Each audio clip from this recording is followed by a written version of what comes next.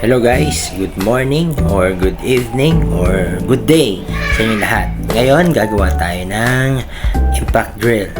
Ito ay cordless. Mga bago pa to eh. Mga dalawang beses ko lang siya nagamit pero parang nag-overheat tapos umuso.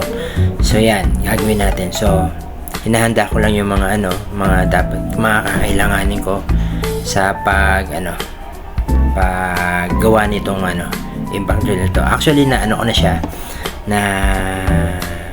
nabuksan ko na siya at nakita ko na yung na-diagnose ko siya at nakita ko na yung dahilan kung bakit nag-overheat. Actually minasunog siya sa loob ng ng motor. So yan, mamaya gagamit din tayo ng soldering iron. Ayan. So yan lahat. Ito yung binili kong bagong motor na may may specific yung code yan or pin or yung parang S550 yata yan. Yan, makikita nyo yan. Basa-basahin nyo, order nyo sa Lazada or Shopee or kung saan man. Yan, makikita nyo yan. Madami dyan. So, ayan. So, lahat ng mga gamit ko, yan. So, yan. Habang inaayos ko. Yan. First time ko tong mag-ayos. Try ko lang kasi baka mas mura. Mas wala pa akong babayaran. So yan, ayan actually yan bagong-bago pa yan eh. Hindi ko na lang siya nagamit. Ngayon nag-decide ako na ayusin na para makagawa ng cabinet. Yan. So yan, bubuksan ko na siya. Nabuksan ko na siya. Nilagay ko na lang ulit kasi hindi pa ako nakaka-order that time ng kakailangan ko. Yan yung nasunog.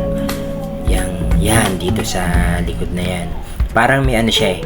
Yung parang pan, mamaya papakita ko sa inyo. Yung parang pan niya na talagang nagkasira-sira. So yan, screw ko lahat. Yung mga para mabuksan natin yung impact drill. Madali lang siya. Cordless po siya mga kabayan, mga ka-pro-farm o kung ano mang tawag ko dyan sa inyo. So yan. So, fast forward natin to cut na hanggang mabuksan na tong na to. Once na in-unscrew ko na siya. Yan. Dito tayo sa last part ng screw. Then, yan. Mabubuksan na natin siya. At lang, make sure lang na itatabi nyo yung mga tornilyo. Para hindi magkulang. So, yan. Yan, binubuksan ko siya. Dahan-dahan lang yan. So yan ang laman ng impact drill. So ito twist ko lang dyan para mag-unlock. Ayan, yung torque, yung kung high or low, 1 and 2 yun. So yan, ito yung papalitan natin. Yan, madali lang siya. Yan, nabuksan ko na siya. Tingnan nyo. Yan, kasi may mga nakaipit yan eh. Yan nasunog nasunog siya. So yun, habang ayan, eto actually para may nabibili na ganon mas minarapat ko na lang bumili ng buo na mura lang din naman, nasa 200 plus lang. Yan, maaaring pwede pa itong gamitin pero ko na, itatabi ko na lang. Yan ang binili kong bago. May tuturo ako dyan eh. Yung yan yung nasira. Kasi nagkalasog-lasog. Ito, tatransfer ko lang yung yung screw. Yung parang goma niya dun sa bago. Yan.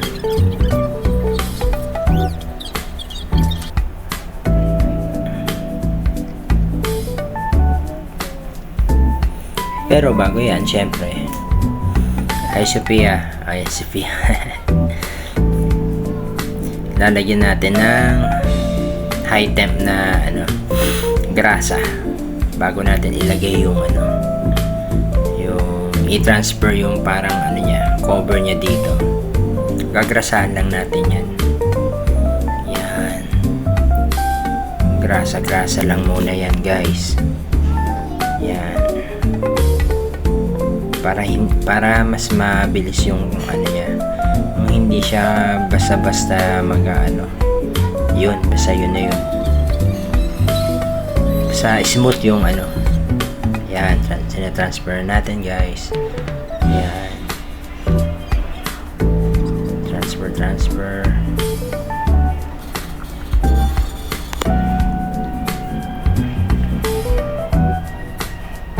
Op, yan na, yari na. So, may tayo ito. Tinitingnan ko dyan ay yung yan nung tinuturo ko.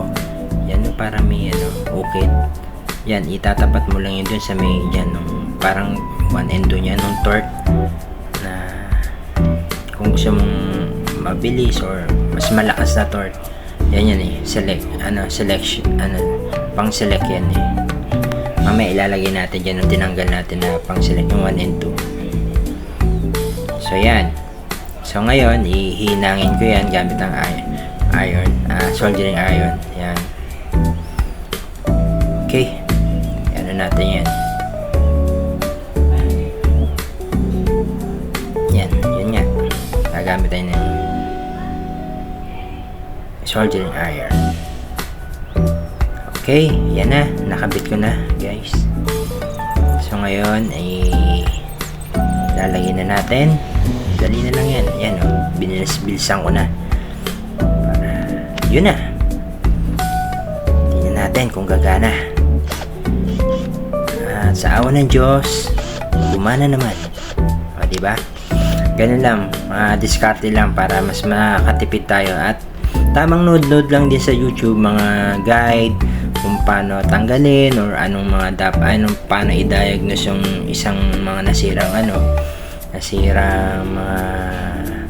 in talagang talagang ikaw lang din kung madiskarte ka at gusto makatipid. Yan yung nasunog yan, pinapakita yung nasunog. So ngayon okay na guys, diba? So sa ulitin guys, sa may mga nasira natin mga gamit, tatry ko rin na ayusin. Tamang diskarte lang guys para makatipid din tayo.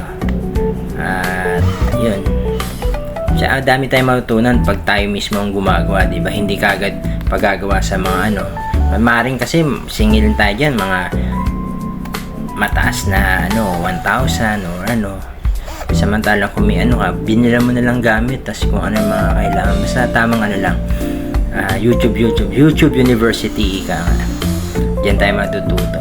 Okay guys, salamat sa panonood. Yeah.